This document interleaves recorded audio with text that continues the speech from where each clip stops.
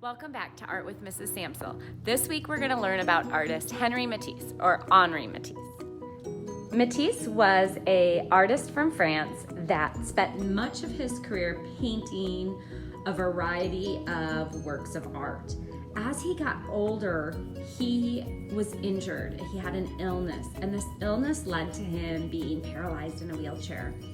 And instead of deciding, hey, I no longer want to paint or create art, he continued to become inspired by art and started using scissors and cutting out shapes. Then he would arrange his shapes into an interesting design and cut and paste them onto a larger canvas. This technique was known as collage. So today in the art room, we are going to take Matisse's collage techniques and a famous work of art called the Goldfish, and we're gonna mix the two to recreate or become inspired to create our very own fishbowl. And there are two different ways that we can do this.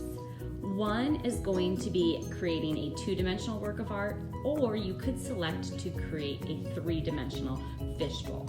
Two-dimensional art is art that is flat and we don't really care about the back.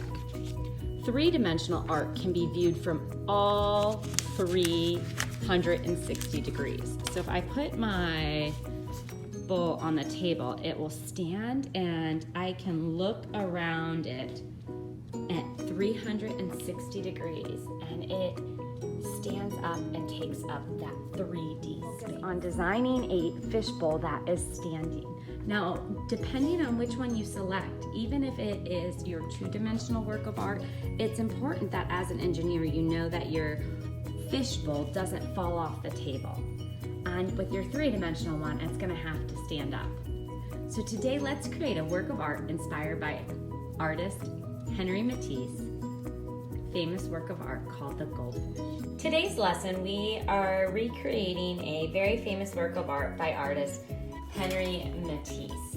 In this work of art, we have a goldfish bowl on a table, the background in the floor, and we have cut and glued, which is a collage technique that Henri Matisse really liked, with some colored construction paper. So the materials you're gonna need are a basic piece of white paper, some green construction paper for the leaves. If you don't have the green construction paper, you can get a second piece of white paper and draw and cut them there.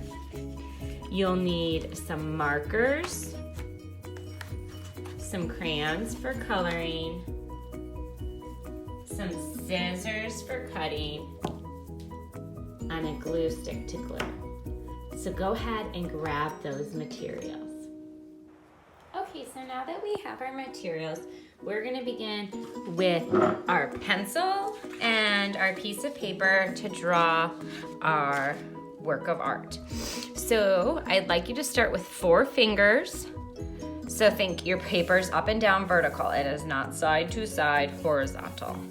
So I have a vertical paper, and I'm gonna put 4 fingers on top, and I'm gonna just make a mark somewhere in the middle for my opening to the fishbowl.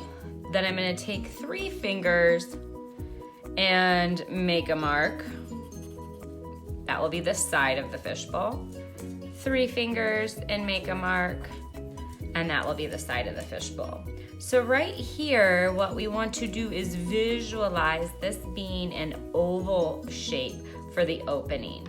So I'm gonna just do my very best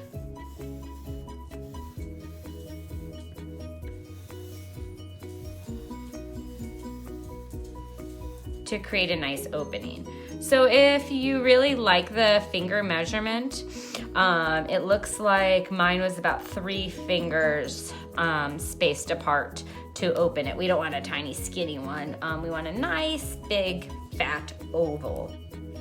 Now, I'm gonna put my whole hand on the bottom, and I'm gonna make a mark. So I know this will be my table space and this will be my nice fishbowl. What's nice is fish and fish bowls come in all different shapes and sizes, so you don't have to get caught up on it being perfect. But we do want the bottom to be mostly flat, because if it comes to a V, it's gonna topple over and the fish are gonna fall out. So I'm gonna think about that flatness. And then I'm gonna start kind of curving up my fish bowl. There we go. Now I want it to be sitting on a table, so I'm gonna go a few inches, about 2 fingers above. 2 fingers above. I love using those fingers for measurement. And I'm gonna go out and around to make an oval for my table. Okay, so I have about 2 to maybe 1 fingers around it, so it's a nice big table. And I can add some legs.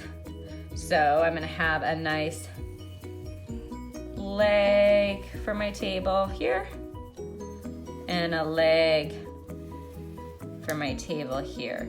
So we kind of want to think as an engineer, and my table's a little short because of my paper, but if I made really skinny legs, the weight of everything would probably make my table fall down. So we want our legs to be probably for you about 2 fingers wide, and whatever that shape is. And again, flat so that they don't wobble. We all know how horrible it is to have a wobbly chair. Now, most tables have 4 legs for stability. Before we do that, we're gonna have the 2 legs here, and we're gonna draw our floor.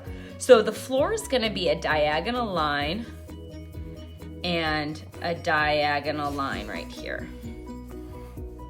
Okay, so if you visualize, the floor is going into the corner. It's going into the corner, so you can even put your hands on there. And so I know where this point is, and that would be the corner of the wall. So let me move that down so you can see. So I just made easy peasy diagonal line. Put my hands on top to touch. Where that point is, I am then just gonna go whoop and skip all the way up.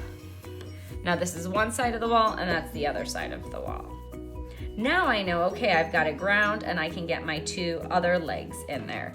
These ones are further away, so we don't want them to look bigger, because things that are further away are smaller. And again, we don't need to make them super tiny baby legs. But again, flat. Okay, so I have the legs to my table, my floor. Oh my goodness, what am I missing? I got my wall, I need to add some detail too. Oh, the fish. Okay, so let's make at least 3 fish in our bowl. And we're gonna start to make a fish like an oval. And then I'm gonna add some fins on the back. I always like to add one on the top. And I like happy fish. I've seen some crabby fish. We don't want that. Okay, so there's one, and he's got his little bubbles, and he wants another fish friend. So I'm gonna give him another one right here. An oval. And if we're measuring, again, measure with your finger. Your fish should be about as wide as 1 finger. And you want to have at least 3 fish. You can get as creative as you want if you want to add some smaller ones or big ones and change it up, which direction they're swimming. But we're making a couple of fish.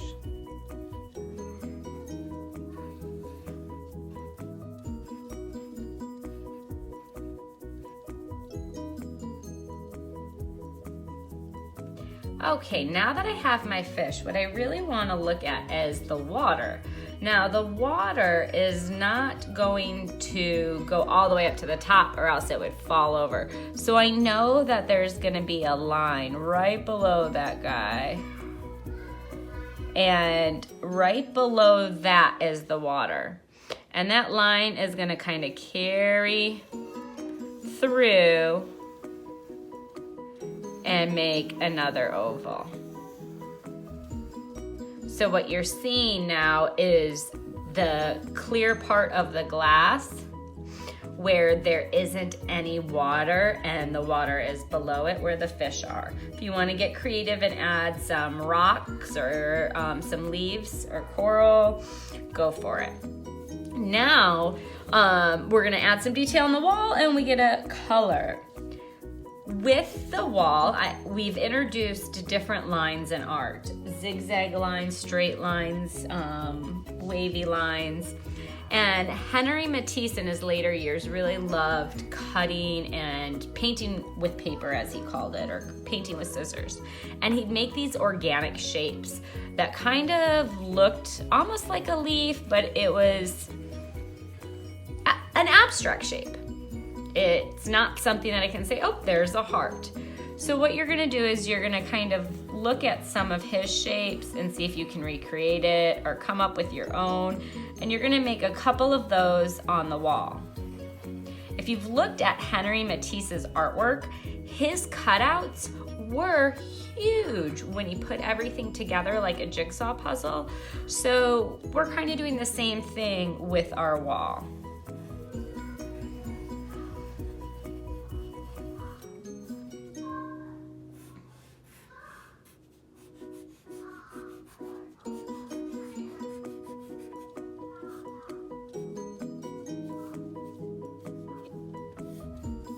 Okay, now I have my drawing complete. I'm going to take my markers and outline, and then I'm gonna find the areas that I want to color it. It's your artwork, so if you want to color it all in crayons or markers or mix it up, or even if you have paint, it's your choice. So in my example, I wanted the fish and the table, which is our focal point or our kind of main idea, to be bright and bold. So that's in marker, and then the rest I did in crayon.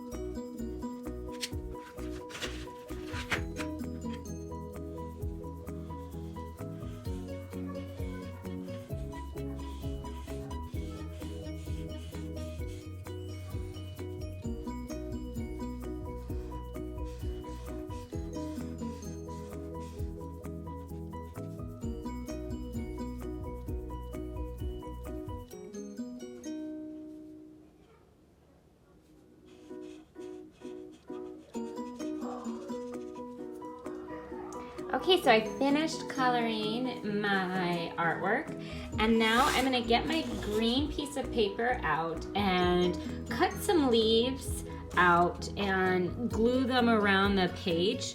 Kind of something similar to how Henri Matisse had it in his actual work of art.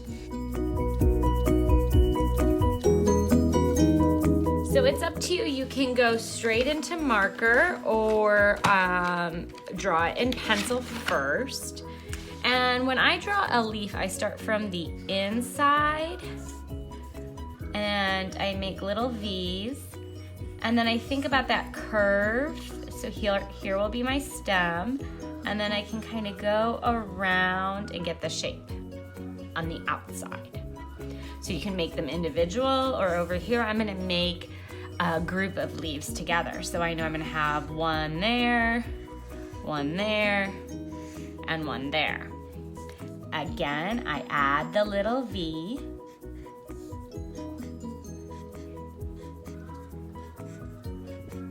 And then I go back and I get the oval shape around the leaf.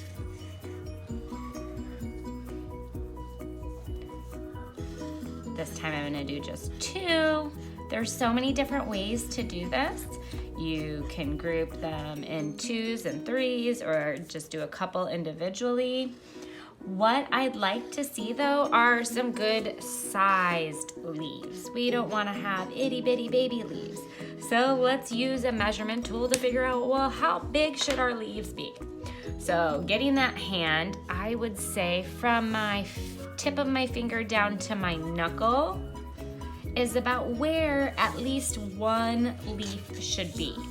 And it looks like the size of my leaf, I should be able to fit at least one big fat finger or 2 fingers inside the leaf.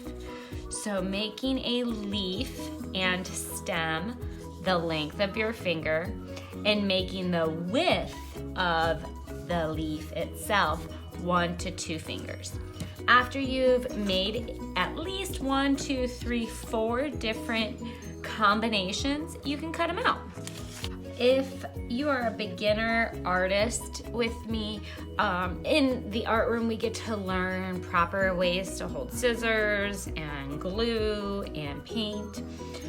Just remember, I see a lot of younger kids with their thumb down cutting, and that is not a great habit to make. It becomes painful on the wrist and just challenging for them in the long run. So I always say thumbs up, and my scissors have a little hole for my thumb and a big oval for my 4 fingers, and thumbs up to cut.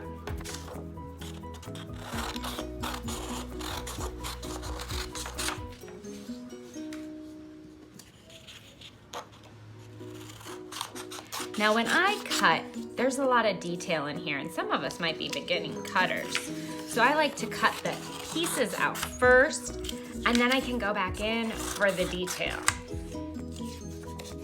And I'm not gonna get, I have a fan going on in here. I'm not gonna get caught up about this negative space inside here.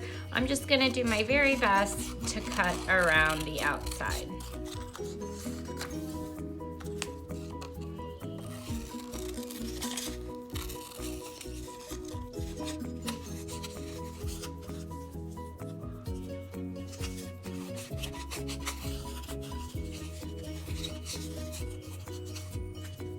And that little stem broke off of my leaf. Not gonna freak out about it, no big deal. Sometimes things happen that we can't control. We just keep on creating.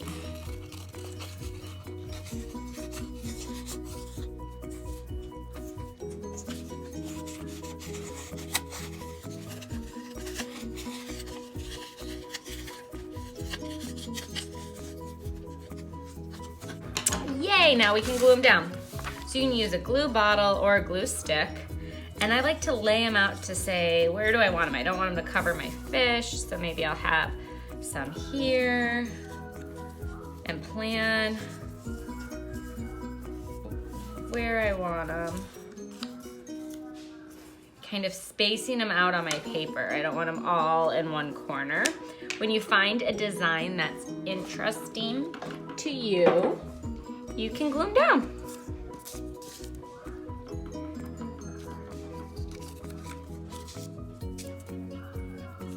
Now notice I'm not putting glue on every single piece. It's kind of nice when you are creating a collage in this way that, especially with the leaves, there's so much that curls up with them naturally that I kind of like it. But it's your art and it's up to you. And there you have it, your finished artwork. You guys did a great job. Thanks for creating art with me.